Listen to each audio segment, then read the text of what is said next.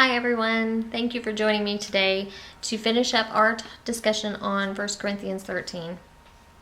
Today I'm coming to you via vlog, just to kind of talk to you, do something a little bit different. We're finishing up, last week I talked a little bit about 1 Corinthians 13 verses 11 through 13. So that finished up the chapter, but I kind of wanted to talk to you, just kind of go back over it and give a few final thoughts over this whole thing. And first off, I want to start off by reading the chapter again from the New Living Translation, which says, "If I could speak in any language in heaven or on earth but didn't love others, I would only be making meaningless noise, like a loud gong or a clanging cymbal. If I had the gift of prophecy, and if I knew all the mysteries of the future and knew everything about everything, but didn't love others, what good would I be? And if I had the gift of faith so that I could speak to a mountain and make it move, without love I would be no good to anybody. If I gave everything I have to the poor and even sacrificed my body, I could boast about it, but if I didn't love others, I would be of no value whatsoever. Love is patient and kind. It is not jealous or boastful or proud or rude. Love does not demand its own way. Love is not irritable, and it keeps no record of when it has been wronged. It is never glad about injustice, but rejoices whenever the truth wins out. Love never gives up, never loses faith, is always hopeful, and endures through every circumstance. Love will last forever, but prophecy and speaking in unknown languages and special knowledge will all disappear. Right now we know only a little, and even the gift of prophecy reveals little. But when the end comes, these special gifts will all disappear. It's like this. When I was a child, I spoke and thought and reasoned as a child does. But when I grew up, I put away childish things. Now we see things imperfectly, as in a poor mirror. But then we will see everything with perfect clarity. All that I know now is partial and incomplete, but then I will know everything completely, just as God knows me now. There are three things that will endure: faith, hope, and love, and the greatest of these is love." One of the things that I was noticing while I was reading this is that if you go back and look at chapter 12, Paul was talking about spiritual gifts and one body having many parts.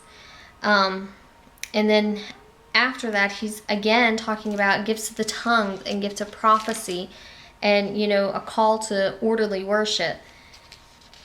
I think it's kind of funny that right in the middle of all of that, he sticks this chapter on love. But I think he did it strategically, because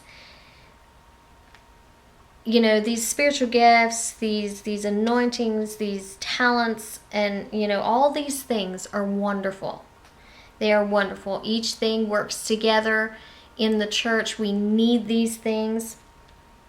But if you have a gifting, if you have a prophetic gifting, or, you have the faith to move mountains, but you're not loving the people you're trying to reach, you're not loving your congregation, you're not loving your neighbors, you're not even loving your spouse or your family, what point is it? You can't reach people if you don't love them. So I think he put it right there in the middle of all that to remind people that, these things are great, but what's more important is that we love people. That's how you get people to Christ. That's how you encourage one another. That's how you build relationship, is by love. Doesn't say it's going to be easy, but that's how it works. The first 3 verses of 13 talks about, if you don't have love but you can do all this stuff, you're worthless. I mean, that's the gist of it. And then you go into verses 4 through 7, and it tells you what love is and what love is not. It tells you that love is patient and kind and jealous, or it is not jealous, nor is it boastful or proud or rude. And these are things that sometimes it's hard for us to do. Sometimes kindness is not always the easiest thing. Patience is definitely something that we all have to work on. I know because I'm dealing with them myself. You know, I don't talk about this if I don't have to go through it myself. You know, at the beginning of the year, I know I wrote this in a previous post. I chose the word love for our family as our word for the year.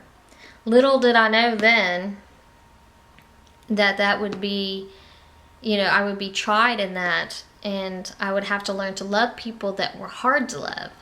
I'd have to learn to be patient with people that I really didn't want to be patient with, or kind to them. You know, those are hard things.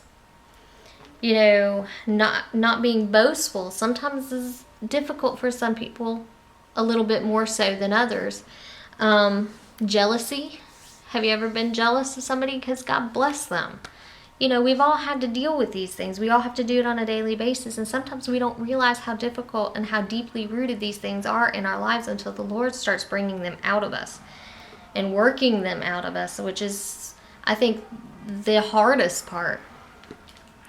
But, you know, the Lord showed me some things about myself through this, you know, things that I didn't realize that I was jealous of, or bitterness that I was holding towards people, you know, jealousy that I had towards certain people in my life didn't even dawn on me, you know. So, and those, you know, are the do's and don'ts. This is what love is, this is what love is not. And a lot of times we fall into the love is not category rather than the love is category, because it's, you know, I look through there and I'm thinking, I've done all of these. But as God works through us, He helps us to become more of the love is. You know, how to show love, the kindness, the patience, you know, not being irritable with people. And I can tell you that even right before I got this video completely done, my kids walked in here 4 times. And I started to get irritated. But I let it go, you know, because there's no point in getting irritated at them over it. They're kids, you know, and I'm a mother and I have to work around that schedule.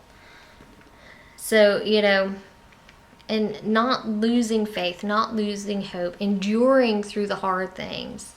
Those were the things that the Lord really struck me with. And then following up in 13, in verses 8 through 10, it talks about, you know, prophecies is not going to last. Tongues is not going to last.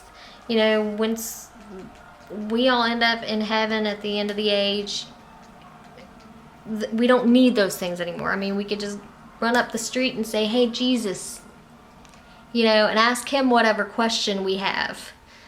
We won't need those things to know what God wants of us, you know.